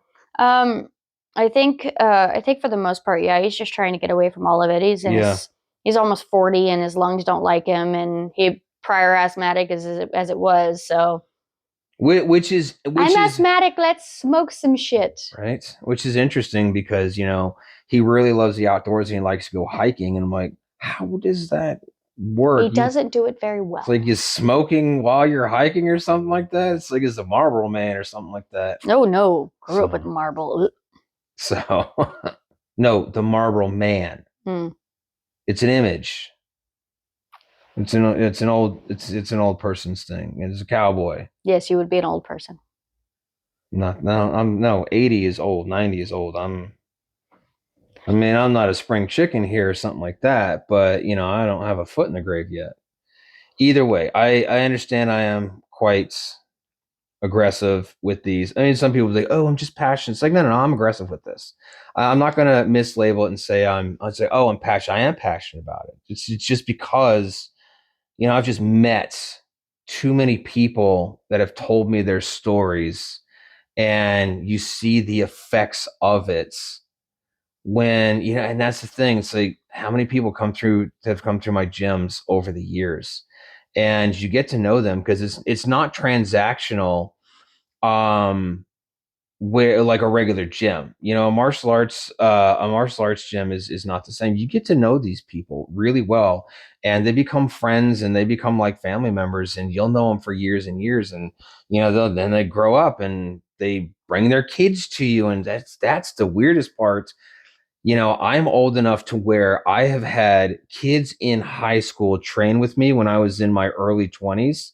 And then in my early 40s, they're bringing their kids to me. I'm like, this is just a weird circle of life. I was training you when, you were just a teenager still in high school, and now you're bringing me your second grader. This is wild. So, but yeah, it happens. You get to know people. So it's not like I'm just talking out my ass or, I watch videos online and I think I know what I'm talking about. It's like, no, I've experienced quite a few relationships and periods or people over the years, and just everybody thinks it's so harmless. So going back, it's like when I see a parent, it's like when I get a bad vibe off of someone, it's like I don't want them in my life. And you're different from I am because you want to give everybody a chance, and I appreciate that about you. It's one of the things I love about you is, to a point, sometimes you'll force me to give people chances because I can read an energy off of someone. Because again, just so many students over the years, I can read someone and be like, yeah, I wouldn't train you. I wouldn't let you in my fucking front door. I don't like you. Get out. I'll make sure you don't sign up. I can do that. You may get, if you have, especially if you got an attitude problem, you're gonna get roughed up your first day. And it's not to be a tough guy or anything. It's like I don't want you training here. Oh, but let me try a class. Let me this.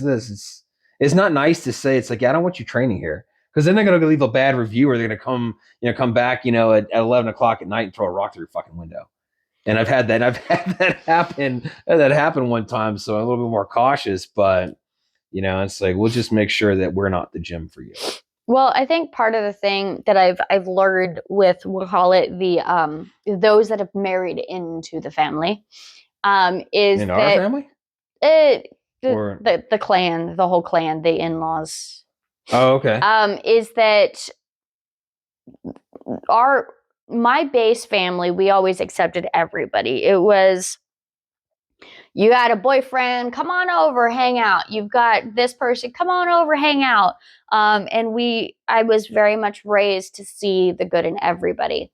Always see the silver lining of a situation. Uh, we had a situation when I was way back when I was a kid, where my dad's ex-wife basically kicked us out of the house, and we were forced to leave. We happened to be us kids. We happened to be in Taekwondo at the time, and my aunt came to get us, and we went over to her house to spend the night, and we didn't know why until my dad showed up with his car full of our stuff because we had left. So there was always this idea, even with all of that, I never saw my dad cry. I never saw my dad trash his ex-wife. I never saw the drama that he was going through. So this concept of, you know, pick people apart and their flaws has always been a really hard thing, because, you know, I've always been taught that there's always good in everybody. It's just a bad situation. It's a bad, they have scars they have to deal with, they have issues they have to deal with. So with the in-laws coming in, basically saying it is okay to remove people from your life that don't better your life. If you're my sister-in-law and my brother do a fantastic job for them, is what they feel is healthy for their family unit. We may not always 100% agree with it. They may not 100% agree with us, but in the aspect of their attempt to keep their family whole, they're willing to get rid of people that are toxic for that. And there is a culture that basically says, out in the real world, that says you're not supposed to remove people in your life, that if they're biologically related to you, if they've been friends forever, you're supposed to just, you know, tolerate that and allow it. But I've watched them firsthand. They're like, these people are toxic. We don't want them around our children. We want to break the cycle of damage. Mm-hmm. I've had to see that with my mom as well, where she has had to remove people out of her life as well because they were part of the toxic childhood that she had. Um, and that's still something that I've had to learn in being with you for how many years. Is my first inkling is, no, invite them in, invite them over. But then when the negativity happens in that relationship, I come to you and I get upset about it, and you're like, you allowed it. You continually know that person's toxic, and you continually allow them back in your life. Why are you still doing that to yourself? And it's like, but they're my friend. Well, they're not your friend if they keep doing this to you. Or they're my family. Well, they're not your family if they keep doing this to you. Like, you have to understand what's healthy for you. And that's something that I still struggle with, because I don't like to hurt anyone's feelings. No, you're really good. And again, that's part of the balance of us. You know, me being a little bit more harsh and square and rigid and um Intimidating as fuck. I don't try. I don't try to be. No, you just have a really good resting bitch face. I mean, it's just resting. I mean, just it's kind of mean to say I'm a bitch. No, I'm just kidding. No, just your Uh, face. but you get the sweetheart from your dad. Your dad's a really sweet guy, and he's very accepting of all people. And it's not so much that I'm not accepting of people, because like I told you, it's like the weird, the out of ordinary, the nerds, the people who are not accepted by everyone in society. Those are my favorite fucking people. I love, if you're an outcast of some type, I love those people. And those were the people I attracted at my gyms. I was not getting the cool guys, and I wasn't getting the athletes, and I wasn't getting the superstars and nothing like that. I was getting all the people that didn't fit in because they were just like me. I was a kid who did not fit in as growing up. And so when it comes to people, but the thing of it is I don't keep people in my life that don't benefit me. And honestly, I found that those outcast type people are more accepting. You've even admitted you were more of the cast type person, and I married you. It's And like, yeah, because you and I fit together. I But think that's why I hung out with so many of the stoners and the partiers. Not the partiers, but like the stoner groups, was because they knew I was weird. and they were okay with it. Yeah, but stoners aren't outcasts. They're not the outcasts. They have set themselves aside. Nobody casts them out. Nobody looks down on the stoners and is saying, these fucking guys. But growing up, for me as an example, growing up in the 80s and the 90s, if you were, I mean, like right now, superheroes, it is cool to be a nerd. It is cool to. That's because it's Henry Cavill, and he is owning every single nerd hat that you could possibly. He's literally currently auditioning for a role in the Star Wars universe. Like, how many nerd hats does he have to wear? I'm okay with that, but it's the people that, like, it's cool to go to Comic-Con now, but back in the 80s and 90s, and I don't know when Comic-Con started, so I can't. But let's say if Comic-Con did not exist back then, the people who went to Comic-Con, the Comic-Con type things, or if there were rallies for stuff like that, no, you're an outcast. You're not into sports. You're not cool. You're not into chicks. You're not into girls or whatever. Then you're a nerd and we don't like you and you're going to get picked on or something like that. Was the thing where it's not necessary. I'm not saying that kids don't get picked on now, because they do.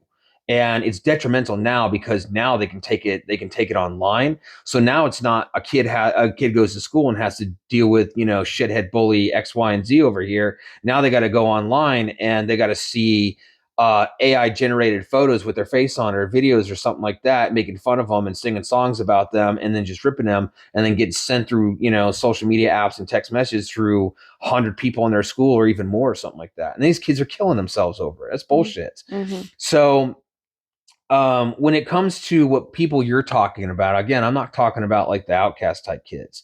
And I don't see stoners as outcasts. They're just their own group is all it is. They're just their own little group. They're not really the outcasts. But they accept a lot more people because you get a varied amount of people. As long as they're stoned. No, I was never stoned. Never smoked weed in my whole life. Okay. You sure you were really accepted by them? Yeah. Okay. I wouldn't know, and I'm not questioning you in a negative way. I'm questioning because I didn't hang out with stoners. Stoners were the kids that just, the stoners over there, they just smoke weed, smoke cigarettes, and they don't really do anything else. But nobody had a problem with them. Like, yeah, whatever. They're just over there doing their own thing. Nobody cared. Is the thing. I'm talking about the people. Well, I guess that my if we group go back to last summer, my group was more not they weren't stoners, that type of stoners. They still worked full time and they still went to school and they still did everything. They just happened to smoke. Yeah, they just spent all their free time smoking. Yeah. Yeah, that's fine. I'm not talking about those people. I'm talking about the people that, like, for example, our teenager was hanging around with last summer last year. They were just losers. That's it. Whoa, what did you say? They were losers. Whoa, that's my word. You're not allowed to say that because you're nice to everybody and accept everybody, even though I was the ones like, these kids are losers. Get away from these kids. Don't let her. It's like, well, she wants to hang out with them and she's someone to hang. Like, no, they're losers. Not those guys. Man, some of those kids you were okay with her hanging out with, and I wasn't. But I got trumped because she didn't have any damn friends, and it's like now she had some friends. Like, yeah, but she picks the most worst fucking people that are just going to bring her down. And what did every single one of those kids try to do? Bring her down and rip her down and put her deeper into a depression. That's why I didn't like any of those kids, and I like their parents even less. I know you were, because you're so nice. You were more accepting of the parents, and I couldn't stand a single fucking one of them. Not one parent of one of those kids that I like. Not one. I didn't get a good vibe off of any of them.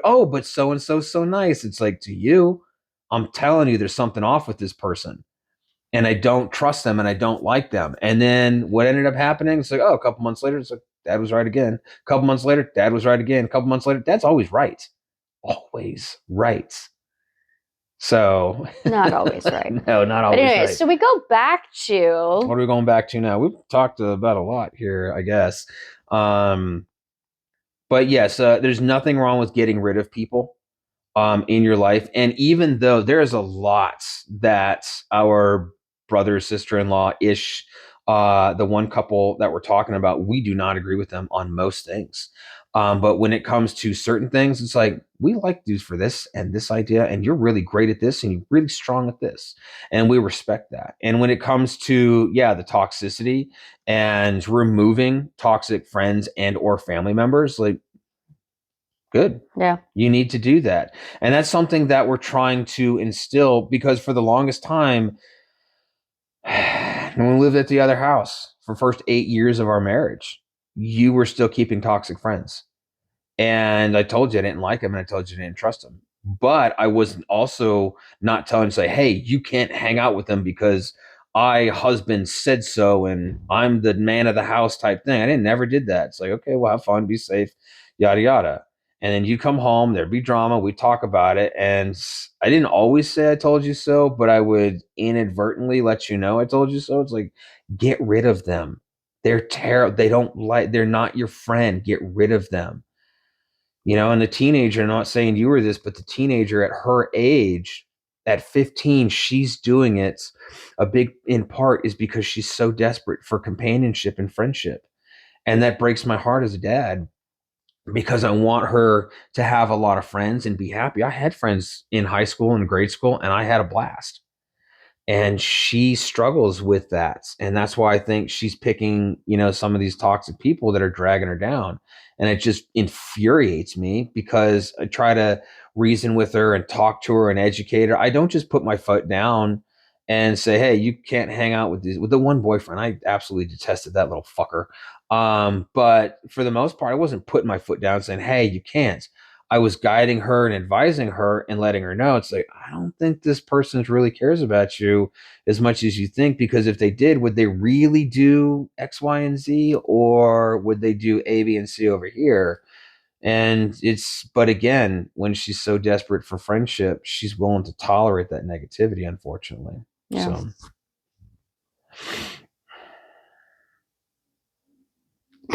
where do we go from there? I don't know. I think that's a lot. That's a lot to unpack. I don't even know if we actually resolved anything or we just talked out things.